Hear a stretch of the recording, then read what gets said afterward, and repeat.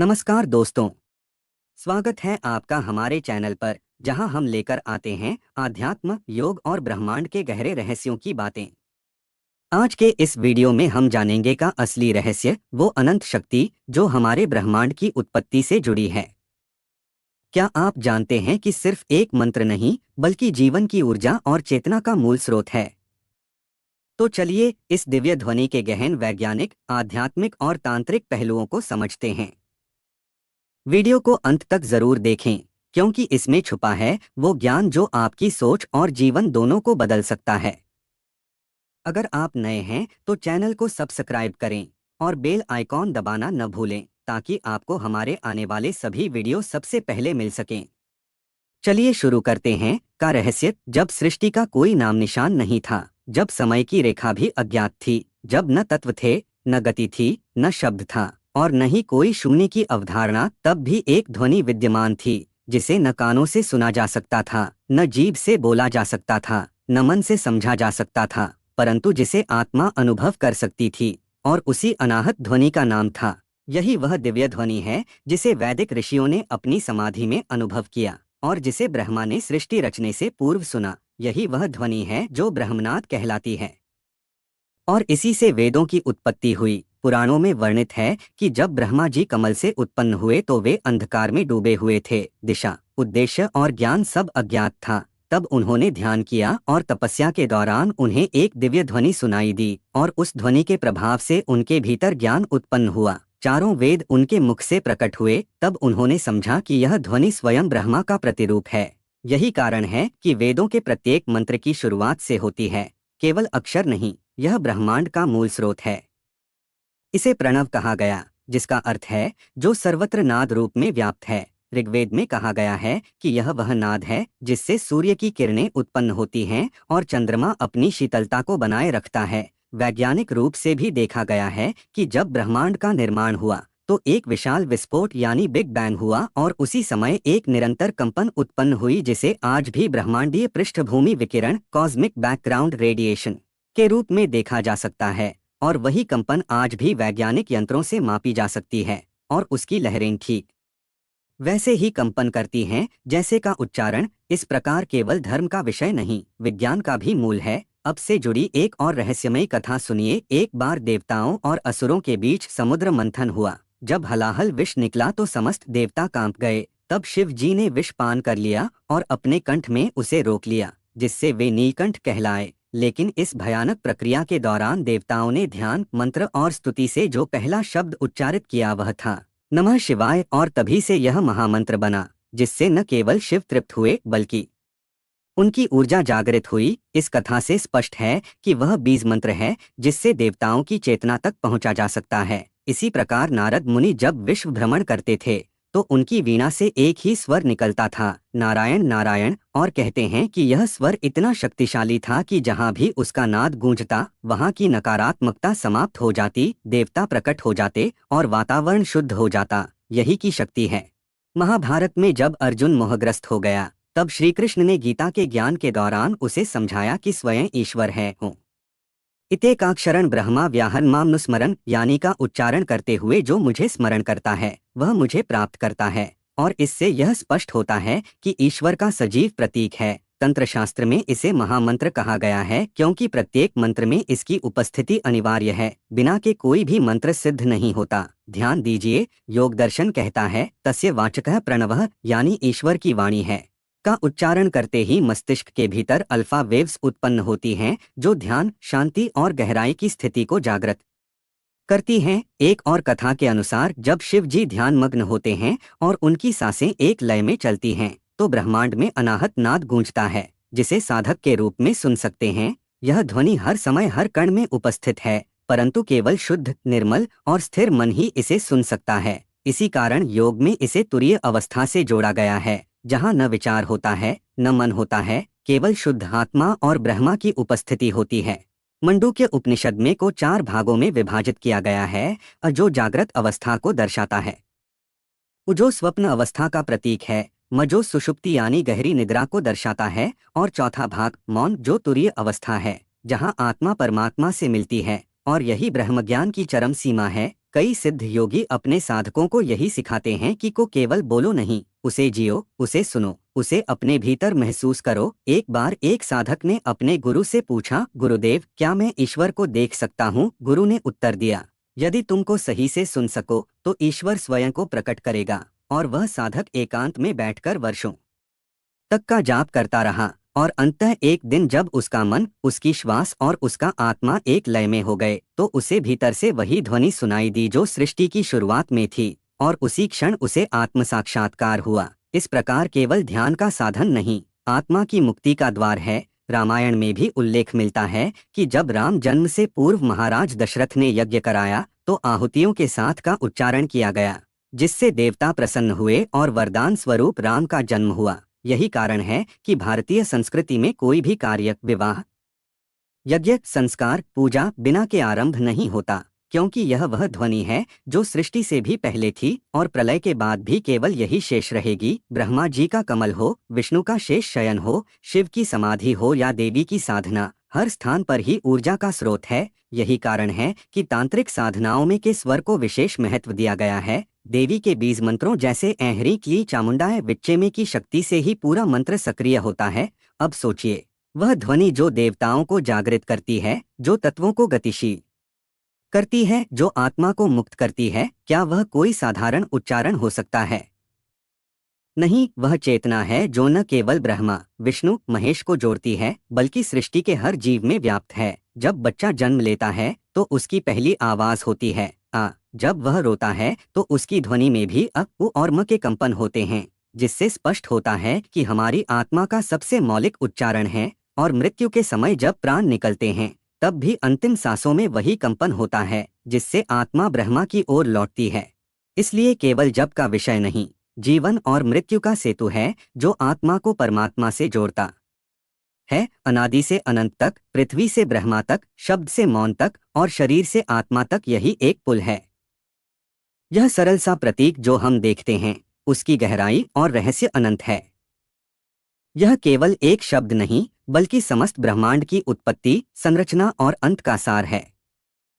प्राचीन ऋषियों ने इस ध्वनि में वह शक्ति देखी जो सृष्टि के मूल मंत्र के रूप में काम करती है। कि उत्पत्ति को समझना है तो हमें सबसे पहले ब्रह्मांड के आरंभ की ओर देखना होगा। वैदिक साहित्य के अनुसार ब्रह्मांड एक निरंतर सृष्टि और संहार के चक्र में चलता है, जिसे संसार कहते हैं। इस चक्र का मूल आधार वह ब्रह्मा है जो निराकार, अनंत और शाश्वत है। की पहली आवाज ब्रह्मांड के सृजन के समय उत्पन्न हुई, जब अद्वैत की चेतना ने साकार रूप धारण किया। महर्षि पतंजलि के योग सूत्रों में भी का जिक्र प्रमुख रूप से है, जहां इसे प्राणव कहा गया है, यानी वह ध्वनि जो प्राण, जीवन की नींव है। वैज्ञानिक दृष्टिकोण से देखा जाए तो की ध्वनि एक ऐसी कंपन है जिसकी आवृत्ति लगभग 432 हर्ट्ज मानी जाती है, जिसे प्राकृतिक और ब्रह्मांडीय ध्वनि का आवृत्ति माना जाता है। यह आवृत्ति मनुष्य के मस्तिष्क की अल्फा और थीटा तरंगों से मेल खाती है, जिससे ध्यान की स्थिति और मन की शांति आती है। ऋषिमुनियों की कथाओं में अनेक बार की महिमा का वर्णन मिलता है। एक कथा के अनुसार जब ब्रह्मा जी ने सृष्टि की रचना करनी थी, तब उन्होंने ब्रह्मांड की अनादि ऊर्जा को स्थिर करने के लिए एक स्वर की आवश्यकता महसूस की, जो सृष्टि को आरंभ करे और सभी तत्वों को जोड़े। तब उन्होंने ध्यान लगाया और का उच्चारण किया, जिससे सारा ब्रह्मांड स्फुरित हुआ। इसी स्वर में अग्नि, वायु, जल, पृथ्वी और आकाश के तत्व निहित हैं। तांत्रिक ज्ञान में का प्रयोग मंत्र जाप के दौरान किया जाता है, क्योंकि इसका उच्चारण ऊर्जा केंद्रों, चक्रों को सक्रिय करता है। का प्रत्येक भाग अ और म शरीर में अलग अलग ऊर्जा को जागृत करता है, जागरूकता का विस्तार करता है, भावनात्मक और मानसिक ऊर्जा को संतुलित करता है और म शांति और समाधि की अवस्था प्रदान करता है। इसलिए तांत्रिक साधना में का जाप आत्मा और परमात्मा के बीच पुल का काम करता है। ध्यान की गहन अवस्था में की ध्वनि मन के अशांत विचारों को शांत करती है और व्यक्ति को ब्रह्मा की एकता का अनुभव कराती है। यह अनुभव वैसा ही है जैसा समुंदर की लहरों को देखकर उसकी गहराई समझना। लहरें लगातार ऊपर नीचे होती हैं, पर समुंदर की गहराई स्थिर रहती है। ठीक इसी प्रकार हमारा मन भी उतार चढ़ाव में रहता है, लेकिन का जाप करके हम उस स्थिर चेतना से जुड़ते हैं जो सदा एक समान और अनंत है। वैदिक साहित्य में की महत्ता इस प्रकार है कि इसे वेदों का सार कहा गया है। ऋग्वेद में इसे प्राणव ऋषि के रूप में मान्यता मिली है, जिसने सभी मंत्रों को उत्पन्न किया।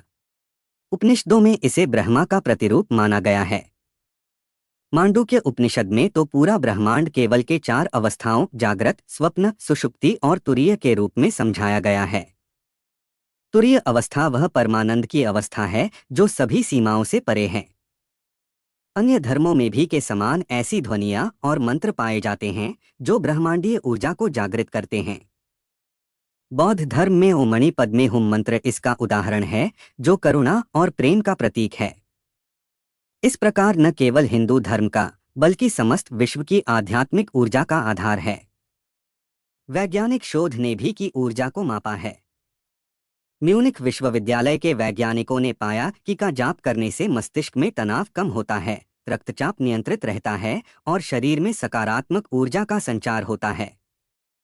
योग वैज्ञानिक बताते हैं कि के संगीतमय उच्चारण से हमारे नाड़ी तंत्र और चक्र सक्रिय होते हैं, जो हमारे मानसिक और शारीरिक स्वास्थ्य को सुदृढ़ करते हैं। कहानियों में एक बार जब राजा अशोक ने अपने राजमहल में ध्यान लगाया तो उन्होंने एक गुरु से के रहस्य के बारे में पूछा। गुरु ने कहा, वह शब्द है जिसमें समस्त ब्रह्मांड के बीज हैं। इसे सही उच्चारित करने से मनुष्य ब्रह्मांड की चेतना से जुड़ जाता है। राजा ने गुरु के मार्गदर्शन में लगातार जाप किया और अंततः वह ध्यान की उस अवस्था में पहुंचा जहां उसे सृष्टि के रहस्यों का ज्ञान हुआ। ऐसे अनेक अनुभव और कहानियां प्राचीन समय से मानवता को प्रेरित करती रही हैं कि केवल एक ध्वनि नहीं, बल्कि वह शक्ति है जिससे ब्रह्मांड के नियम संचालित होते हैं। प्रत्येक प्राणी के हृदय में का एक अनसुना संगीत बजता है जो जीवन को गति देता है। जब हम इसका उच्चारण करते हैं तो हम अपने अस्तित्व की उस गूढ़ शक्ति से जुड़ते हैं जो हमें सीमाओं से ऊपर उठने और अनंत की ओर बढ़ने का साहस देती है। इसी कारण से हर योगी, साधक और ऋषि अपने साधन मार्ग में सबसे पहले का जाप करता है। यह उनके मन, वचन और कर्म को शुद्ध करता है। वेदों में भी कहा गया है कि जो व्यक्ति पूरे मन से का जाप करता है वह मोक्ष की ओर अग्रसर होता है। इस जाप के साथ साथ यज्ञ, हवन और अन्य धार्मिक क्रियाएं भी संपूर्ण हो जाती हैं, क्योंकि उन सभी कर्मों का मूल आधार है। यहाँ तक कि आधुनिक विज्ञान और तकनीक भी के महत्व को स्वीकार कर रही है। ध्वनि चिकित्सा, साउंड थेरेपी में का प्रयोग तनाव मुक्ति, मानसिक विकारों और ऊर्जा पुनर्संतुलन के लिए किया जाता है। मनोविज्ञान में ध्यान की प्रक्रियाओं में का उच्चारण मस्तिष्क की न्यूरल प्लास्टिसिटी को बढ़ावा देता है, जिससे व्यक्ति मानसिक रूप से अधिक लचीला और सकारात्मक बनता है। इस प्रकार वह दिव्य मंत्र है जो समस्त ब्रह्मांड के रहस्यों का सूत्रधार है। इसका ज्ञान केवल जप या ध्यान तक सीमित नहीं, बल्कि यह ब्रह्मांड की हर परत, हर तत्व और हर गति का आधार है। जब हम के उच्चारण में डूबते हैं तो हम स्वयं को ब्रह्मांड के अनंत प्रेम और शक्ति से जोड़ते हैं, जो हमें सशक्त, शांत और मुक्त करता है। की महिमा और रहस्य के गहन तत्वों को समझने के लिए हमें प्राचीन ऋषि मुनियों की कथाओं में जाना होगा, जहाँ के स्वर को ब्रह्मांड के सृजन का मूल स्रोत माना गया है। एक प्रसिद्ध कथा है महर्षि वात्स्यायन की, जिन्होंने गहन तपस्या के दौरान के स्वर के माध्यम से ब्रह्मांड की चेतना को महसूस किया। उनकी तपस्या के समय जब वे गहन समाधि में थे, तब उन्होंने एक दिव्य स्वर का अनुभव किया। वह स्वर था, उन्होंने देखा कि यह स्वर समस्त प्राणियों की आत्मा से जुड़ा हुआ है और इस ध्वनि के बिना सृष्टि की कल्पना भी असंभव है। इस कथा के अनुसार महर्षि ने उस ध्वनि के उच्चारण से न केवल अपने भीतर की ऊर्जा को जागृत किया, बल्कि पूरे ब्रह्मांड के जीवों में एक अनोखा सामंजस्य स्थापित किया। वे कहते हैं कि जब का जाप पूर्ण श्रद्धा और ध्यान के साथ किया जाता है तो यह मस्तिष्क की सभी तरंगों को संतुलित कर देता है, मन को एकाग्र करता है और अंततः व्यक्ति को समाधि की स्थिति तक ले जाता है। इस अवस्था में मनुष्य अपनी सीमित पहचान से ऊपर उठकर ब्रह्मांड के अनंत रूप को देखता है। ध्यान के विज्ञान में का जाप अत्यंत महत्वपूर्ण माना गया है। आधुनिक न्यूरोसाइंस के अनुसार कि ध्वनि मस्तिष्क की अल्फा तरंगों को बढ़ावा देती है, जो मन को शांति और स्थिरता प्रदान करती हैं। अल्फा तरंगे मानसिक तनाव को कम करती हैं और क्रिएटिविटी व समस्या सुलझाने की क्षमता बढ़ाती हैं। जब व्यक्ति ध्यान करते हुए का उच्चारण करता है तो उसका मस्तिष्क एक विशेष स्थिति में प्रवेश करता है जिसे ध्यान मुद्रा कहा जाता है। इस अवस्था में शरीर के सभी चक्र एनर्जी पॉइंट्स सक्रिय हो जाते हैं, जिससे ऊर्जा का संतुलन बनता है और मानसिक स्पष्टता प्राप्त होती है। अध्ययनों से यह भी पता चला है कि का जाप करने से वागस नर्व, जो शरीर के कई महत्वपूर्ण कार्यों को नियंत्रित करता है, सक्रिय होता है, जिससे हृदय गति धीमी पड़ती है, रक्तचाप नियंत्रित होता है और श्वसन प्रणाली बेहतर कार्य करती है। यह वैज्ञानिक प्रमाण बताते हैं कि केवल आध्यात्मिक उच्चता के लिए ही नहीं, बल्कि शारीरिक स्वास्थ्य के लिए भी अत्यंत लाभकारी है। आधुनिक विज्ञान और का मेल अब दुनिया के अनेक विश्वविद्यालयों और शोध केंद्रों में विषय बन चुका है। म्यूनिख विश्वविद्यालय के एक अध्ययन में पाया गया कि नियमित जाप करने वाले लोगों में तनाव का स्तर नाटकीय रूप से कम हो जाता है। इसी तरह हार्वर्ड मेडिकल स्कूल के शोधकर्ताओं ने बताया कि जाप मस्तिष्क में गामा तरंगों को उत्पन्न करता है, जो जागरूकता और स्मृति के लिए जिम्मेदार हैं। ध्वनि चिकित्सा के क्षेत्र में भी का महत्व बढ़ता जा रहा है। साउंड थेरेपिस्ट की आवृत्ति को थेरेपी सेशंस में उपयोग करते हैं ताकि मरीजों को मानसिक और भावनात्मक संतुलन मिल सके। इस प्रक्रिया से डिप्रेशन, चिंता और अनिद्रा जैसी समस्याओं में राहत मिलती है। कि यह अनोखी शक्ति आधुनिक मनोवैज्ञानिकों और योग विशेषज्ञों द्वारा निरंतर प्रमाणित हो रही है। प्राचीन ऋषियों ने यह भी बताया है कि का सही उच्चारण मनुष्य के सात मुख्य चक्रों को जागृत करता है। उदाहरण स्वरूप अ का उच्चारण मूलाधार चक्र को सक्रिय करता है, जो पृथ्वी तत्व का प्रतिनिधित्व करता है। उ का उच्चारण स्वाधिष्ठान और मणिपुर चक्रों को जागृत करता है, जो जल और अग्नि तत्व से जुड़े हैं। और उनका उच्चारण अनाहत, विशुद्धि और आज्ञा चक्रों को शुद्ध करता है। इस प्रकार के उच्चारण से संपूर्ण ऊर्जा तंत्र संतुलित होता है।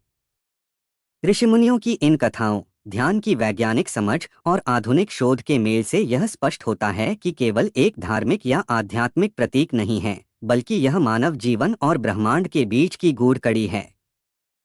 जब हम इस दिव्य ध्वनि का जाप करते हैं तो हम अनजाने में अपने अंदर एक शक्तिशाली ब्रह्मांडीय ऊर्जा को सक्रिय करते हैं, जो हमारे जीवन को नई दिशा और नई ऊर्जा देती है। प्राचीन तांत्रिक परंपराओं में का प्रयोग केवल जाप तक सीमित नहीं था, बल्कि इसे शक्तिशाली ऊर्जा केंद्रों को सक्रिय करने के लिए अनिवार्य माना जाता था। तंत्रशास्त्र के ग्रंथों में वर्णित है कि का उच्चारण जब विशिष्ट मुद्रा और प्राणायाम के साथ किया जाता है तो यह शरीर में बायोएनर्जी के प्रवाह को सुव्यवस्थित करता है। विशेषकर कुंडलिनी जागरण के समय का मंत्र ही वह उपकरण होता है जो सुलगती ऊर्जा को मस्तिष्क तक ले जाता है। कुंडलिनी, जो कि शरीर के निचले भाग में सर्प की आकृति में सिमटी हुई ऊर्जा मानी जाती है, जब जागृत होती है तो व्यक्ति आध्यात्मिक अनुभव की उच्चतम अवस्था में प्रवेश करता है। तांत्रिक साधक कहते हैं कि के जप और ध्यान से यह ऊर्जा धीरे धीरे सात मुख्य चक्रों मूलाधार, स्वाधिष्ठान, मणिपुर, अनाहत, विशुद्धि, आज्ञा और सहस्रार से होकर ऊपर उठती है। प्रत्येक चक्र जागरण के साथ व्यक्ति की चेतना का विस्तार होता है और अंततः वह तुरीय यानी समाधि की परास्त स्थिति को प्राप्त करता है। योग के विभिन्न चरणों में भी का महत्व अत्यंत है। प्रारंभिक चरणों में साधक के उच्चारण से अपने मन को एकाग्र करता है। जैसे जैसे ध्यान गहरा होता है, वह शब्द रूपी धीरे धीरे ध्वनि रहित हो जाता है और शुद्ध चेतना का अनुभव शुरू होता है। पतंजलि के योग सूत्र में बताया गया है कि प्राणव अर्थात ही सभी योग सूत्रों का सार है। इसका जाप करने से विचार शांत होते हैं और समाधि की अवस्था स्वाभाविक रूप से आती है। दुनिया के अन्य आध्यात्मिक परंपराओं में भी ऐसी ध्वनियां पाई जाती हैं जो के समान प्रभाव रखती हैं। जैसे बौद्ध धर्म में ओम मणि पद्मे हुम मंत्र करुणा और बुद्धत्व की अभिव्यक्ति है। तिब्बती मंत्रों की ध्वनि कंपन मन को शांति देती है। इस्लाम के सूफी परंपराओं में लाहाउल वाला कुआत इलाही बिल्लाह जैसे नाम जपते हैं जो अल्लाह की एकता का बोध कराते हैं। जैन धर्म में नमो अरिहंताणम मंत्र आत्मा की शुद्धि और ज्ञान की ओर प्रेरित करता है। ये सभी मंत्र ध्वनि और ऊर्जा के माध्यम से आध्यात्मिक जागरण का मार्ग प्रशस्त करते हैं, ठीक उसी तरह जैसे आधुनिक वैज्ञानिक शोध भी इस बात की पुष्टि करते हैं कि जैसे उच्चारण मस्तिष्क के न्यूरल नेटवर्क को पुनर्संयोजित करते हैं। MIT, मिट और हार्वर्ड विश्वविद्यालय में किए गए अध्ययन बताते हैं कि जब व्यक्ति का जाप करता है तो मस्तिष्क के दोनों गोलार्धों के बीच संचार बढ़ता है। इसका परिणाम यह होता है कि मन की विभिन्न शक्तियां जैसे रचनात्मकता, विश्लेषणात्मक क्षमता और भावना नियंत्रित होती हैं। इसके अलावा ध्वनि चिकित्सा और बायोफीडबैक तकनीक में का प्रयोग तनाव को कम करने और मानसिक स्वास्थ्य को बेहतर बनाने के लिए किया जाता है। यह उच्चारण शरीर के पैरासिम्पैथेटिक नर्वस सिस्टम को सक्रिय करता है, जो शरीर को आराम की स्थिति में ले आता है। हार्ट रेट वेरिएबिलिटी (HRV) जैसे मापदंडों में भी सुधार देखने को मिलता है, जो हृदय स्वास्थ्य और संपूर्ण तंत्रिका तंत्र के लिए लाभकारी है। योग और तांत्रिक साधना में के जप का उद्देश्य केवल मानसिक शांति तक सीमित नहीं है, बल्कि यह आत्मा और परमात्मा के बीच एक सेतु स्थापित करता है। जब साधक अपने ध्यान में के स्वर को लगातार दोहराता है, तो वह अपने भीतर के दिव्य स्रोत से जुड़ता है, जो सभी जीवों में समान है। यही कारण है कि विभिन्न धर्मों और संस्कृतियों में या उसके समान मंत्रों को सृष्टि के मूल मंत्र के रूप में पूजा जाता है। प्राचीन ग्रंथों में वर्णित है कि जप का सही उच्चारण होता है तो इससे प्रकृति के 5 तत्वों पृथ्वी, जल, अग्नि, वायु और आकाश में संतुलन स्थापित होता है। यह संतुलन शरीर के भीतर की जैविक प्रक्रियाओं और मानसिक अवस्थाओं को भी नियंत्रित करता है। योगी बताते हैं कि जब ये तत्व संभाव में होते हैं, तब व्यक्ति निरोग, आनंदित और जागरूक रहता है। ऐसे कई साधक हैं जिन्होंने अपनी जीवन यात्रा में के महत्व को महसूस किया है। उदाहरण के लिए स्वामी विवेकानंद ने कहा था कि वह मंत्र है जिसमें संपूर्ण वेदों का सार है। उनके अनुसार कि ध्वनि में ब्रह्मांड की ऊर्जा संचित है, जिसे समझकर साधक अपने भीतर की शक्ति को जागृत कर सकता है। इस प्रकार केवल एक प्राचीन मंत्र नहीं, बल्कि एक जीवंत ऊर्जा है जो मन, शरीर और आत्मा के मध्य संतुलन स्थापित करता है। इसकी ध्वनि से मन के सब भ्रम दूर होते हैं, चेतना की गहराई बढ़ती है और अंततः व्यक्ति ब्रह्मांड के अनंत प्रेम और शक्ति का अनुभव करता है। प्राचीन काल के महान ऋषि शंकराचार्य की कथा एक उदाहरण है, जो कि रहस्यमय स्वर को समझने और प्रचारित करने में महत्वपूर्ण भूमिका निभाते हैं। ऐसा माना जाता है कि जब शंकराचार्य युवा थे, तब उन्होंने गंगा के किनारे गहन ध्यान किया। उस ध्यान के दौरान वे लगातार का जप करते रहे। उनके अंतर्ज्ञान ने महसूस किया कि केवल एक शब्द नहीं, बल्कि संपूर्ण ब्रह्मांड का ध्वनि स्वरूप है। इस अनुभव ने उन्हें अद्वैत वेदांत की गहरी समझ दी, जहां तत्व असी तू वही है की अनुभूति के माध्यम से हुई। उनके अनुसार कि ध्वनि 3 भागों में बंटी है, अ, उ और म। अ सृष्टि की शुरुआत, उपालन और म संहार का प्रतीक है। यह त्रिमूर्ति ब्रह्मा, विष्णु और महेश के स्वरूप को दर्शाता है। परंतु गूढ़ रहस्य यह है कि ये तीनों रूप केवल दिव्य एकता के भिन्न भिन्न पहलू हैं। इसीलिए के माध्यम से हम इस जगत की समस्त विविधताओं के मूल एकत्व को पहचान सकते हैं। ध्यान विज्ञान में का जाप मस्तिष्क की विभिन्न तरंगों पर विशिष्ट प्रभाव डालता है। विद्युत मस्तिष्क तरंगों के अध्ययनों से पता चला है कि जब कोई व्यक्ति शांति से का उच्चारण करता है, तो उसकी मस्तिष्क तरंगें अल्फा और थीटा बैंड में प्रवेश करती हैं। यह स्थिति ध्यान की गहन अवस्था और मानसिक स्थिरता का परिचायक होती है। इस अवस्था में शरीर के तनाव हार्मोन जैसे कोर्टिसोल का स्तर गिरता है और मानसिक स्पष्टता बढ़ती है। यहाँ एक वैज्ञानिक प्रयोग का उदाहरण उल्लेखनीय है।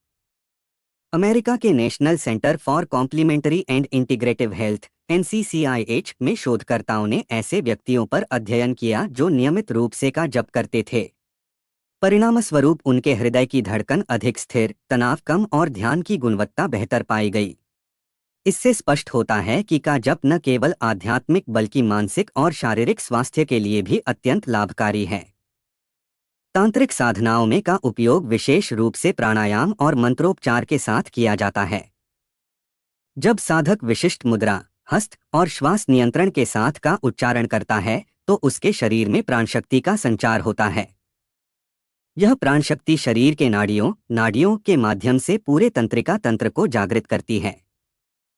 तांत्रिक मान्यता है कि का उच्चारण मानव शरीर में 12,000 से अधिक नाड़ियों को सक्रिय करता है, जिससे आध्यात्मिक और भौतिक ऊर्जा का समन्वय स्थापित होता है।